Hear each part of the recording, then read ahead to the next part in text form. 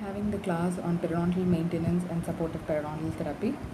From this class, I would like you to know the introduction, objectives, extent of need, classification of post-treatment patients, compliance and its role in periodontal therapy, referral of the patients to specialists, dental professionals' role in supportive periodontal therapy, patients' role in SPT, that is supportive periodontal therapy in daily practice, complications which can occur during SPT, and then we finish it with conclusion. So, to start with, preservation of periodontal health of a treated patient requires as positive a program as that is required for the elimination of periodontal disease. Active treatment status is always to be followed by a maintenance program. Definitive step, it is a definitive step in the total patient care that requires time and effort on part of the dentist as well as the staff.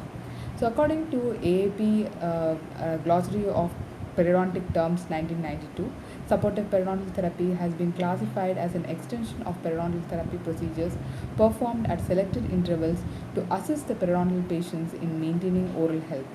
This could be also called by other terms such as periodontal maintenance, recall, and supportive periodontal therapy. So there are two sequences here. So the first one, wherein it goes by phase 1, phase 2, phase 3, and phase 4. Your treatment plan. This is considered to be an incorrect sequence. The second one, which is a correct sequence, phase 4 is considered to be the heart of your treatment plan. So it starts with phase 1. After that, you put the patient under reevaluation, and then you schedule the patient directly under the phase 4 or the maintenance therapy. From this, you can direct the patient to either the phase 2, that is the surgical therapy, or to the restorative phase. So after finishing this, again the patient falls back into the phase 4 or the maintenance therapy. So now coming on to the rationale for SPT. So why do we need to put a patient, or why does a patient need supportive periodontal treatment? So it is always seen that during most of the procedures, the dental tissues, they don't heal back at an optimal level. So the most common reason for this is because of an incomplete subgingival plaque removal after our phase 1 therapy. So this may or may not induce inflammatory reactions that can be discerned at the gingival margin. But this leads to continued loss of attachment even without the presence of clinical gingival inflammation. Bacteria, this is the main reason for this, is that the bacteria may recolonize the pocket, and this causes recurrent disease. Another reason is that why we need SPT is microscopic nature of the dentogingival unit healing after the periodontal therapy. After the periodontal procedures, especially after phase 1, that is after scaling and root planing, the tissues heal by resulting in long junctional epithelium. So this type of junction epithelium is little weak, and therefore inflammation may rapidly separate the long junction epithelium from the tooth. Thus, treated periodontal patients may be predisposed to recurrent periodontal pocket formation if maintenance care is not optimal. So therefore, subgingival scaling, which alters the pocket flora, as well as oral hygiene maintenance by the patient is required. So the American Academy of Periodontology in 1989 renamed periodontal maintenance as supportive periodontal therapy, which included all of these categories such as update of medical and dental histories, examination of extra and intraoral soft tissues, dental examination, radiographic review, evaluation of the patient's oral hygiene performance, periodontal evaluation and risk assessment, supra and subgingival removal of bacterial plaque and calculus, retreatment of the disease when indicated.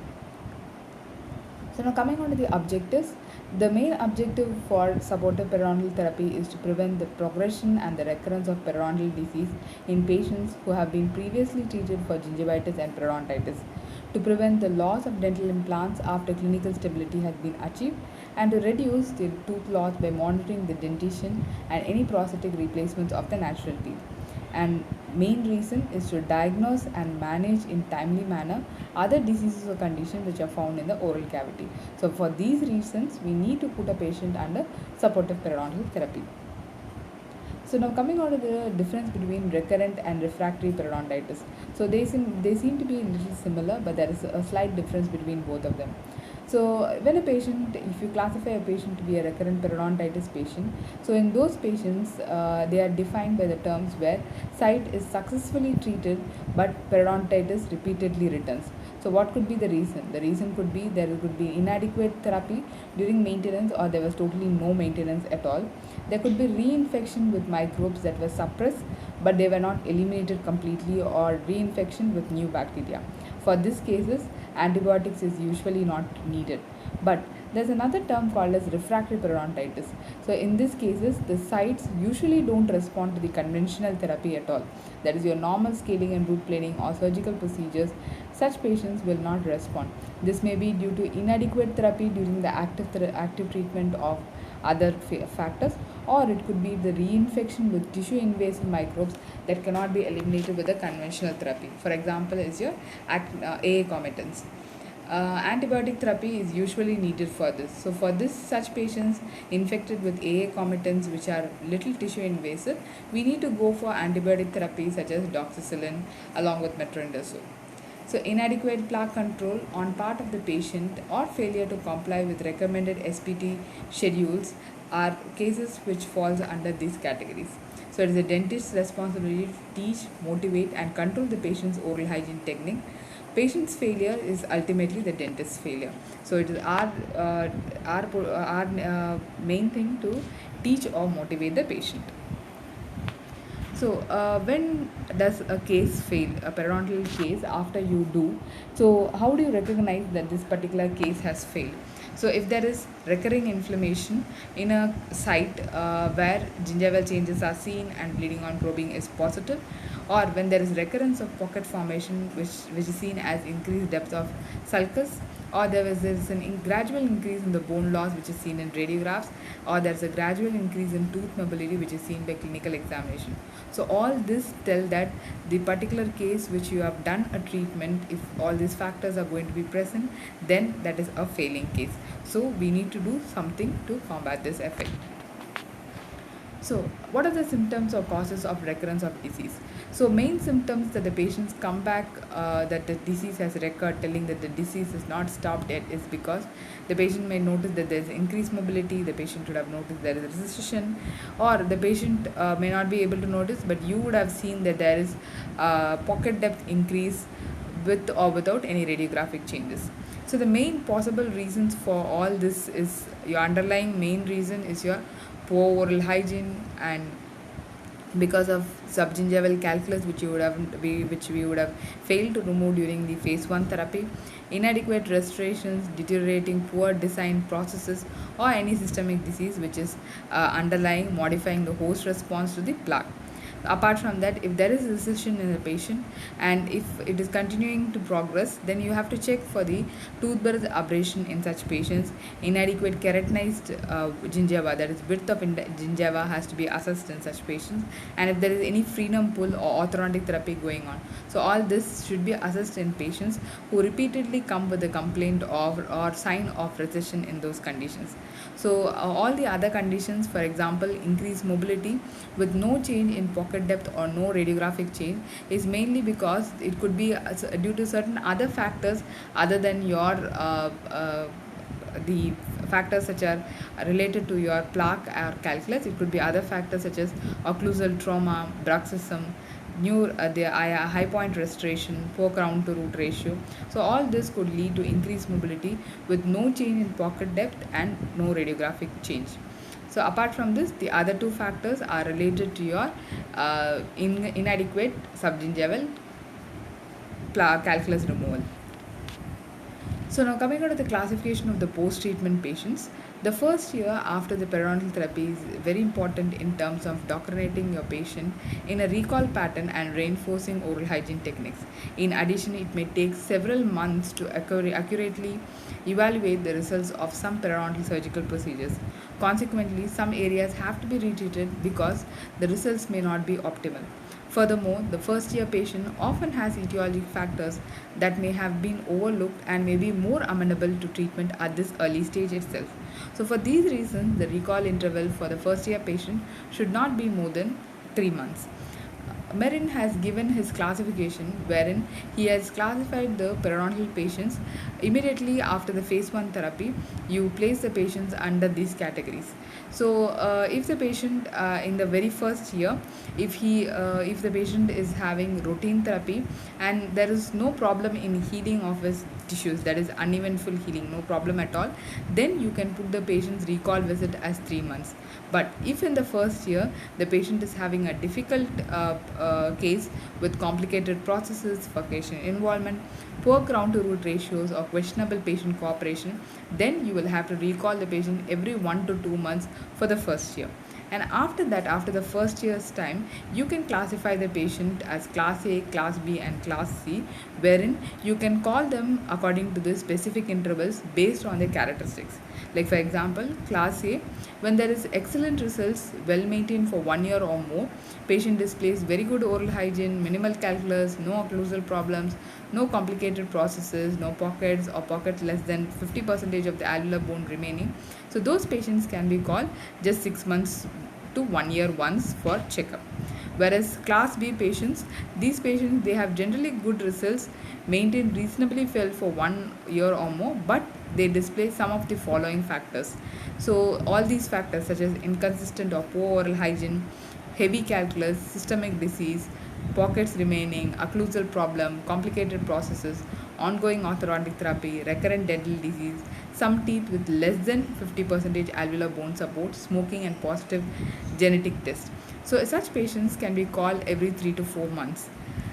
And if there are still poorer results, like for example, periodontal surgery indicated but not performed for the medical, psychological, or the financial reason, that is your 8th point. And your 9th point, where many teeth with less than 50% of the alveolar bone support. And your 10th point, where condition is too far to be advanced or improved by the periodontal surgery. And your 13th point, more than 20% of the pocket bleeding on probing. So such conditions, the patient has to be called every 1 to 3 months once for supportive periodontal therapy. So coming on to the referral of the patients to periodontist.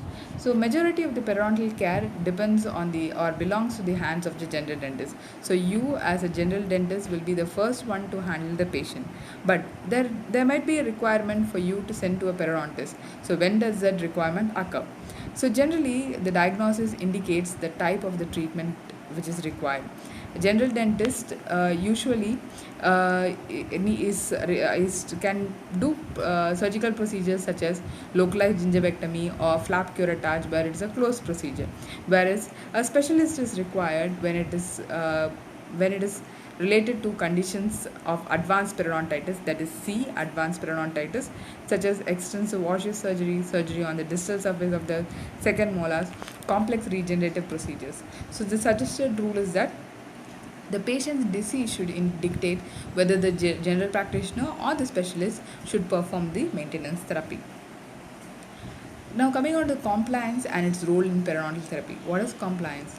The extent to which a patient's behavior coincides with his medical or health advice is compliance. Compliance generally decreases as the treatment time or the complexity of the required behavioral changes increases. So, the less threatening the patient perceives the disease, the lower will be his compliance. Basically, what is compliance or how do you measure compliance? So, after doing your phase 1 therapy, if the patient comes or not comes, if the patient comes, then he's a very good compliant patient. If the patient doesn't come, then he falls under a non-compliant patient. The patient who cleans his teeth who will lose less number of periodontal support than those who don't. So a patient who cleans his teeth properly comes under a well compliant patient. Measures the home care efficiency, and we can also detect how the patient is compliant by measuring the home care efficiency, such as examining the bacterial plaque, and efficacy by detecting the bleeding on probing, increased probing depth, and attachment loss. So a study was done by Wilson where he had done a compliance study with maintenance therapy in 961 patients for 1 to 8 years. So he found three categories of patient. Category 1, that is complete compliant patients. So you can see in the pie chart where complete compliant patients were just 16% of them. So for the 8 years span, the patient had been coming for the supportive periodontal therapy. And erratic compliant patient forms half of the pie circle. Around 50% of the individuals were erratic. So erratic in the sense, so whenever they have pain or whenever it was possible for them, they come in for the supportive periodontal therapy. Another 34% of them totally didn't report back for the supportive periodontal therapy itself. So in a follow-up study for 5 years, it was found that the tooth loss in the complete compliers were totally zero. They didn't have tooth loss at all. Whereas for erratic compliers, it was 0.06 teeth per patient per year. So you can just imagine the amount in non-compliance, how much it will be. So in other words, the patient has to be compliant to whatever you are telling and has to come back to the clinic whenever a treatment is to be done for them. So why do the patients fail to comply? It could be due to self-destructive behaviors, denial, negligent attitude towards their illness, or because of the fear of dental treatment, or could be some economic factors such as money and other things, lack of pertinent information which was not provided by the dentist or any other dental assistants there, or due to stressful events in their own life. So, what are the possible methods for improving compliance? So, you could simplify the method. The simpler the required behavior, the more likely is to be carried out. Accommodate more the suggestions, fit the patients, then they will comply to their procedure. Remind the patients of their appointments. So just generally we do it in our peri department where the sisters call and remind the patients of their appointment. Keep records of the compliance. The sooner the patient is contacted, the more likely they are to visit back. Inform, tell the patient the causes of the disease progress and their role in treatment improves the compliance. Provide positive reinforcement, identify the potential non-compliance and discuss the problems that this may create for the patient before therapy begins. Then track these patients closely and ensure the dentist involvement. So mostly more than the dental clinic assistants or the clinical assistants speaking to the patient, if the dentists themselves speak to the patients telling the problems related to his oral health, then the patients will be more compliant. Now, coming on to the dental professional's role in supportive periodontal therapy. So, generally, as a dentist, when a patient has been diagnosed with gingivitis, you provide oral hygiene instructions to the patient, go on with supra-subgingival scaling with ultrasonic instrumentation, polishing, and then you put the patient under SPT.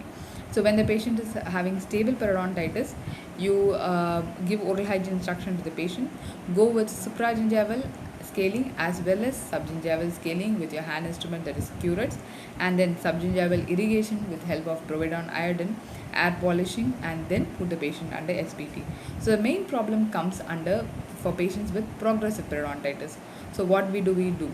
So it has been found that authors generally go in for a microbial analysis wherein they find out what is the pathogen which is causing this problem and go for an in vitro antimicrobial susceptibility to identify to identify which antibiotic can be given for this patient to control his progressive periodontitis.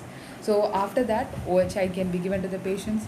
The same procedure, supragingival scaling, subgingival scaling, but here an additional antibiotic therapy has to be given, followed by which you can go in for surgical therapy also, or these both antibiotic and surgical therapy can go hand in hand. So when a patient is a progressive periodontitis patient, think of both surgical therapy as well as antibiotic therapy in such patients. Now coming on to the maintenance of appointments. The frequency of maintenance care appointments varies depending on the patient's periodontal needs and the possible financial constraints. The optimal way to decide when to retreat is the method that accurately predicts the future attachment loss. Unfortunately, we don't have any test which is going to recognize when the attachment loss will occur in the future. But there are a number of practical methods for evaluating the periodontal disease status, such as periodontal probing, which evaluates your clinical attachment level and pocket depth, bleeding on probing, radiographic examination, microbial examination, in-office diagnostic tests. So you have your radiographic examination, which has to be carried out at least every 12 to 18 months, especially in patients with periodontal disease. Bite wing radiographs has to be carried out every 12 to 24 months, and full mouth series to be carried out every 3 to 5 years. So we'll concentrate only on the periodontal patients there.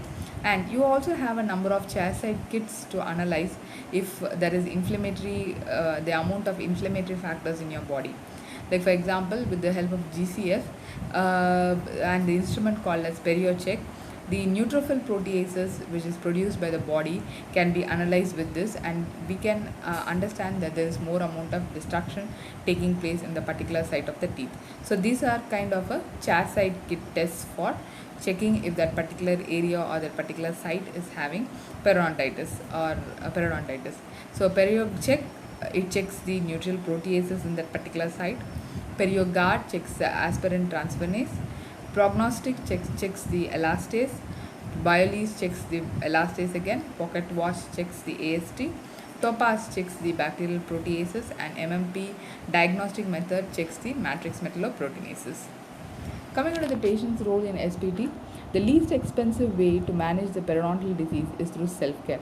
However, the effectiveness of patients' preventive efforts is little questionable, and therefore, dental professionals must communicate effectively and reinforce the need for preventive periodontal therapy.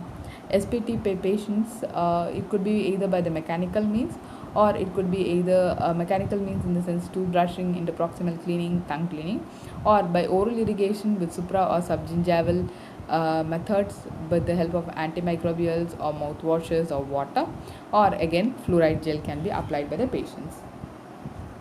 So coming on to SPT in daily practice. So generally the supportive periodontal therapy, when a patient comes in, it has to be divided into four areas for a period of 1 hour according to this pie chart. So you can see in this pie chart that the first ERD, that is examination, reevaluation and diagnosis, 10 to 15 minutes is allotted for that. So once a patient comes in for SPT, you're going to follow this pie chart, which means for the first 10 to 15 minutes, you're going to examine, reevaluate, and diagnose what is occurred with the patient. And next 15 to 45 minutes, you're going to allot it in such a way that you're going to motivate and reinstruct the patient for first 5 to 7 minutes. And if required, we go in for scaling and root cleaning for the next 30 to 40 minutes. And after that, during this time, you even go in for treatment of the reinfected sites if required. And after this, the last set or 8 minutes, we schedule the patient for polishing, fluorides, and determination of future SPT. So we will be seeing this in each slide, what we are going to do in each of these phases, in each of these 4 phases. So these 4 phases are to be practiced in your supportive periodontal therapy. So coming on to the first phase, examination, reevaluation and diagnosis. So this is generally what you do in your departments, where after your phase 1 therapy, you call the patient or reevaluate the patient, you put the patient on review and check the patient, correct? For 10 to 15 minutes, you check the patient. So you greet the patient, medical history is seen, oral pathologic examination if there is any, oral hygiene status you check the gingival changes, pocket depth changes, if there is any changes in mobility, whether it has come down or not, occlusal changes, dental caries if there are any, restorative, prosthetic and implant status are checked. And after that, you go to the next phase. So generally, you if the patient has not maintained a good oral hygiene, you again motivate and reinstruct the patient. Most of the time is given for the SPT during visit during this phase. During this time, the patient who have experienced a relapse in their inadequate oral hygiene practice need to be further motivated. Patient is reinstructed to in toothbrushing, emphasize the vibratory rather than the scrubbing motion. Since it is impossible to instrument all the tooth sites in the time allocated, only those sites are instrumented with SPT which exhibit signs of inflammation or active disease progression. So during this stage, oral hygiene reinforcement, scaling and chemical irrigation or site-specific antimicrobial placement is done. Treatment of reinforced or treatment of reinfected sites. Single sites, especially furcation sites or sites with difficult access, may occasionally be reinfected and demonstrate suppuration. So these sites we need to go for thorough instrumentation under anesthesia, local application of antibiotics with control release devices, and even if required, you could go for an open debridement. So this, if it is too time consuming, then you can reschedule it for another appointment. The last phase, wherein you advise the patient for polishing fluorides and determine the future recall interval. The recall hour is concluded with this session, following which fluorides should be applied in high concentration in order to replace the fluorides which have been removed during instrumentation from the superficial layer of the teeth. The determination of the future SPT must be based on the patient's risk assessment. Now coming on to the supportive periodontal therapy for patients with implants, that is CIST, known as cumulative interceptive supportive therapy. Depending on the clinical and eventually the radiographic diagnosis, protocols for preventive and therapeutic measures were designed to intercept the development of peri-implant lesions. So major clinical parameters include your presence or absence of biofilm, presence or absence of suppuration, increased peri-implant probing depth, and evidence and extent of radiographic bone loss. An implant or an implant site is considered to be clinically stable if the oral implants are without any plaque or calculus, healthy periodontal tissues are around it, there is absence of bleeding on probing, absence of suppuration, and pocket depth not exceeding more than 3 mm. So, if there is an implant patient or who is coming under SPT, and if you are bound to attend them, there are 4 steps which are required in this treatment. So, you are going to check the patient if the pocket depth is less than 3 mm in such individuals. If the pocket depth is less than 3 mm and if his plaque index is less than 1 mm, either BOP positive or bleeding on probing positive or negative, then you go in, ask the patient to go in for mechanical debridement, polishing, and scaling, which falls under the protocol A. If the pocket depth of the patient is 4 to 5 mm in the implant site, in those cases you go in for 2 works, that is A plus B. B stands for antiseptic cleaning with chlorhexidine gel 2 times daily for 3 to 4 weeks. So this you ask the patient to do. If the patient is having a pocket depth of more than 5 mm, and after that you take an X-ray and see, and in the X-ray if you find that there is no cratering which is occurring but clinically the patient is just having bleeding on probing, then you can go just for mechanical debridement and antiseptic cleaning. But if there is notable cratering less than 2 mm, allow the patient to use systemic or local antibiotic therapy. And if there is bone loss of more than 2 mm, decide whether to go for resective or regenerative therapy, depending on the number of walls which are present, or depending on the number of walls which are remaining after your in the implant site. So special instructions is special instrumentation will be required that will not scratch the implant that are used for the calculus removal. Acidic fluoride prophylactic agents are avoided. Non-abrasive prophy pastes are used. Patients must use ultra-soft brushes, chemotherapeutic resins, tartar control paste, irrigation devices, and yarn-like materials to keep the implants clean. So there are complications which can occur in the patients during the SPT. During the supportive periodontal therapy, like for example, the patients could develop caries or endodontic lesion, periodontal abscess or root abscesses or root sensitivity. So you will have to address all this also when you are going to do during the supportive periodontal therapy. So to conclude, supportive periodontal therapy should be based on the assessment of the patient's risk profile for further periodontal disease progression. Such risk assessment should be performed after the completion of thorough examination and be revisited continuously.